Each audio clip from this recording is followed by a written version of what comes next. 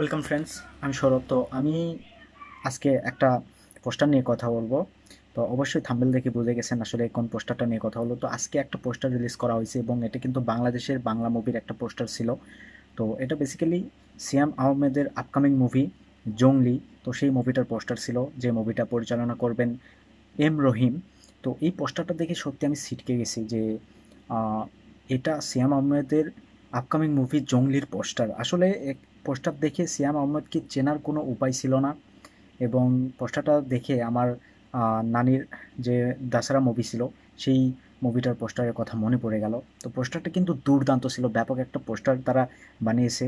পোস্টারে আমরা দেখতে পাচ্ছি যে সিয়াম আহমেদ সে রক্তাক্ত অবস্থায় বসে আছে, লোয়ার একটা আহ, মানে ব্যাটের উপরে আর কি হাত রেখে, তার চোখে সানগ্লাস এবং একটা বিড়ি সে মানে সবেমাত্র ধরাইছে।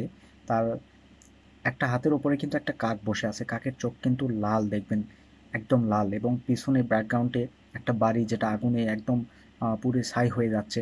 তো সিয়াম আহমেদ সেই তার হাতের লোয়ালে যে লাঠিটা ছিল আর কি, মানে ব্যাটটা, লোহার ব্যাটটা ছিল, তো সেটা দিয়ে সে এই ধ্বংস করছে। এবং সে পিছনে যে বাড়িটা দেখতেছেন যে এটা আগুনে পুড়তিছে আর কি, তো সেখানেই সে কিন্তু এই ধ্বংস লীলা চালিয়েছে। তো তার পোস্টারটা দেখে সত্যি আমি অবাক হয়েছি যে এরকম একটা পোস্টার তো বাংলা মুভিতে, মানে যে পোস্টারগুলো আনা হচ্ছে তারা কিন্তু মানে গল্পের উপরে জোর দিয়েছে, পোস্টারের উপর সমস্ত কিছু। মানে তারা কিন্তু একটা বিষয় লক্ষ্য করছে যে বর্তমানে যদি দর্শককে হলে নিয়ে আসতে হয় তাহলে ভালো কোনো গল্প, ভালো কোনো স্টোরি দরকার। এবং সেখানে মানে গল্পটাকে জোর দেওয়া দরকার, ক্যারেক্টার মানে একজন হিরো, তাকে হিরো হিসেবেই প্রেজেন্ট করা দরকার। তো সেইভাবেই কিন্তু এই জঙ্গলি পোস্টারটা নিয়ে আসা হয়েছে, যে পোস্টার দেখে প্রত্যেকেরই ভালো লাগবে। মানে একটা লুঙ্গি একটা শার্ট পরে জাস্ট ব্যাপক যেভাবে পোস্টারটা ডিজাইন করা হয়েছে, তার আহ, চুল দাড়ি, মানে একটা সানগ্লাস পরে আসে সে, এমনভাবে লুক দিচ্ছে সানগ্লাসের উপর দিয়ে যে তার সামনে কেউ আসে যার উপর সে খুব রাগান্বিত এবং তাকে মানে একদম শেষ করবে। মানে এত সুন্দর। তো সত্যি বলতে এক কথায় পোস্টারটা দুর্দান্ত ছিল। এবং কোরবানির ঈদে কিন্তু এই মুভিটা আসবে। কোথাও গিয়ে তুফানের একটু চাপ হয়ে যাবে, তুফান কিন্তু সেই সময়টা চাপে পড়বে, এতে কোনো সন্দেহ নাই। অবভিয়াসলি বাংলাদেশে এইরকম, যেহেতু তুফান একটা গ্যাংস্টার মুভি হবে যেখানে গ্যাংস্টার রূপে কিন্তু শাকিব খানকে দেখা যাবে, তো এখানেও কিন্তু মানে সেম শ্যাম আহমেদকেও কিন্তু একটা ভয়ঙ্কর রূপে দেখা যাবে, যেই লুকে তাকে বাংলার দর্শক কখনো দেখে নাই। এবং তিনি কিন্তু তার আহ, বিগত যে মুভিগুলো করছে তো সেখানে তার এইরকম মানে লুক টেস্ট বা লুক নিয়ে কোনো এক্সপেরিমেন্ট করা হয় নাই। তো এখানে গল্পতে বেসিক্যালি জোর দেওয়া হবে, বুঝতে পারতেছি। এবং গল্পটা খুবই ইন্টারেস্টিং হবে, মারাত্মক ভাইলেন্স থাকবে।